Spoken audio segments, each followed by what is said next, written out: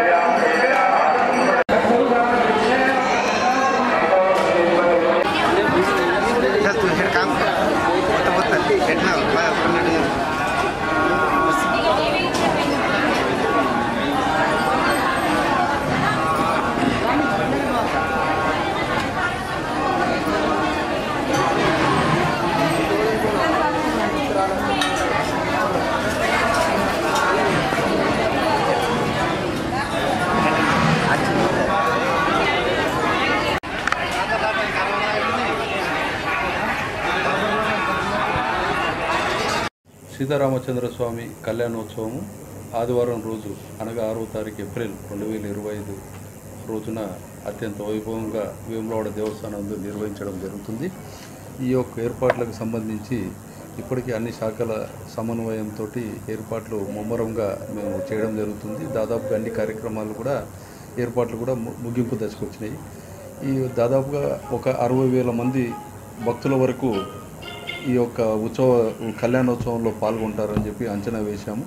దాని తగ్గట్లుగా భక్తులకు త్వరితగతిన దర్శనం అవ్వడానికి క్యూ లైన్ వసతి, వేచి కళ్యాణం వీక్షించడానికి వచ్చిన భక్తులకి LED స్క్రీన్స్ 8 LED స్క్రీన్స్ పెట్టి వివిధ ప్రాంతాల్లో వాళ్ళకు కళ్యాణం చూడడానికి కోసం అని చెప్పి అరేంజ్మెంట్ చేశాము. అలాగే వాళ్ళకి బటర్ మిల్క్ ప్యాకెట్స్, మంచినీరు, తర్వాత అరటి పండ్లు గ్యాలరీస్లో కూర్చునే భక్తులకు మేము ఉచితంగా అందజేస్తున్నాము. అలాగే కళ్యాణానంతరము భక్తులకి అన్నదాన వితరణ కార్యక్రమం ఇక్కడ చేస్తున్నాము. భక్తులకు సాయంత్రం రథోత్సవ కార్యక్రమం సాయంత్రం 5 గంటలకు ప్రారంభమవుతుంది. ఆ రథోత్సవం కార్యక్రమంలో అధిక సంఖ్యలో భక్తులు పాల్గొంటారు. వారి కోసం అని చెప్పి సెక్యూరిటీ పరంగా పోలీస్ సిబ్బందితో మాట్లాడి ఎటువంటి అవాంఛనీయ సంఘటనలు జరగకుండా మేము అన్ని రకాలుగా ఏర్పాటు చేశాము. ఎవరైనా భక్తులు అస్వస్థకు గురైన వాళ్ళు అవుతారనే ఉద్దేశంతో మెడికల్ ఎయిడ్ సెంటర్స్ ఒక 4 మెడికల్ ఎయిడ్ సెంటర్స్ పెట్టడం జరిగింది. 108 సర్వీసెస్ ఒక 4 వెహికల్స్ పెట్టాము. తర్వాత ఫైర్ డిపార్ట్మెంట్ వాళ్ళ సహకారంతో ఒక ఫైర్ ఇంజన్స్ ఇక్కడ మేము ఏర్పాటు చేయడం జరుగుతుంది.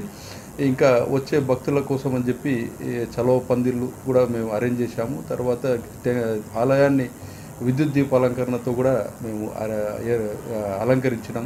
కాబట్టి ఈ రకంగా వచ్చే భక్తులకు ఎటువంటి అసౌకర్యం కలగకుండా అన్ని రకాల ఏర్పాట్లు చేశాం. కాబట్టి భక్తులందరూ స్వామివారి కళ్యాణానికి విచ్చేసి స్వామివారిని దర్శనం చేసుకొని కృపా కటాక్షాలకు పాత్రలు కాగలరని చెప్పి